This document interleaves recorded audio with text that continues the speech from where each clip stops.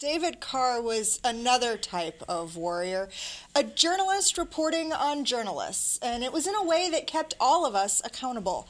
His Monday columns in the New York Times were a must-read, many of them showing up on our Links blog week in and week out. He had a style all his own, the way he wrote, the way he interviewed, calling it like he saw it.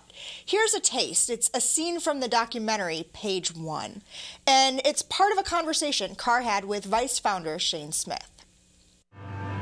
If you're a CNN viewer and you go, I'm looking at human on the beach. I gotta tell you one thing. I'm a regular guy, and I go to these places and I go, okay, everyone talked to me about cannibalism, right? Everyone talked about cannibalism. Now I'm getting a lot of saying about cannibalism and stuff, whatever. Everyone talking about cannibalism. Yeah, most of our boys. Yeah. Then we drain the blood from the innocent child and drink it before going to battle. So you kill the child? Yes. And then you drink the blood? Yeah. I left it up on a chopper. I want to eat it. That's crazy. So the actual our audience goes, that's insane. Like, that's nuts. And the New York Times, meanwhile, is writing about surfing. And I'm sitting there going, you know what? I'm not going to talk about surfing. I'm going to talk about cannibalism because that me up. Just a sec, time out. Before you ever went there, we've had reporters there reporting on genocide after genocide. And just because you put on a safari helmet and looked at some poop doesn't give you the right to insult what we do. So continue. Continue. I'm just saying that I'm not a journalist. I'm not there to report. Obviously. Go ahead.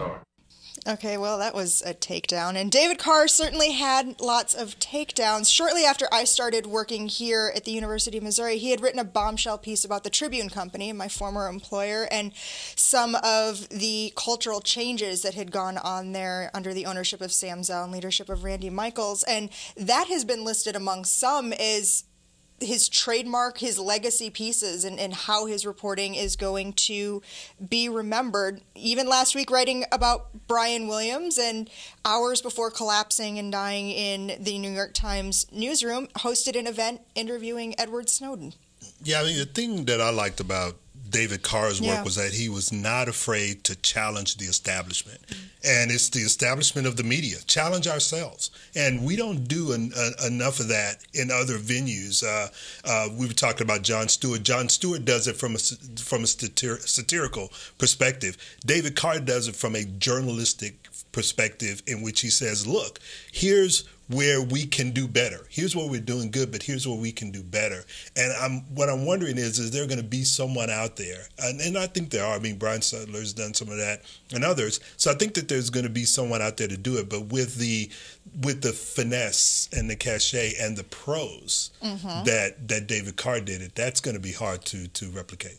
I think a lot of journalists talking about journalists can turn into an echo chamber in a way. We're all talking about each other, but who's listening outside of our circle? I think he was able to transcend that in a way, and part of it may have been the platform that he had, but I think part of it was the way that he went about it. So, you know, will we see someone step into that role in the same way? I don't know. I think that remains to be seen, but I think, you know, he was a rarity in that way of getting out of the chamber, if you will. I think one of the things that I really like about the tributes to David Carr that have been coming out is the mentorship that he did with young journalists who are now stepping into journalists into high profile positions within journalism.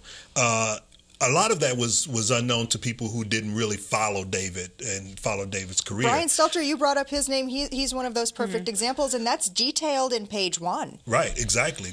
And that, I think, is something that a lot of journalists, even today in journalism, don't get a lot of credit for the mentorship that they're doing with the next generation that's coming up. And hopefully a lot of those stories can be told while people are still with us and not being told after they're gone. That's one of those things, as somebody who's now stepped into the role of journalism educator. In a lot of ways, I always considered myself a journalism educator, and perhaps that's because of the Missouri method, that anytime an intern or a student walked into the newsroom, we were all in the role of helping teach that person, the idea of each one teach one and moving forward.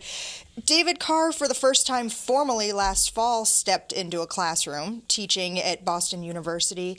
His syllabus for the class he called Press Play, so you can look at that in the double entendre there, is available online, and we'll put a link to it on the Links blog. But even his approach to journalism education was innovative and pushing the envelope just a little bit. Yeah, I mean, the fact that he was an early adopter of technology and Twitter talked and now Medium. Exactly, and talked about it over and over again in his columns. I mean, even if you were a journalist and didn't quite embrace the changes that technology was bringing, you could still learn a lot from reading his column, because he broke it down in a way in which even, Luddites like me, when it comes to technology, can at least understand it. So.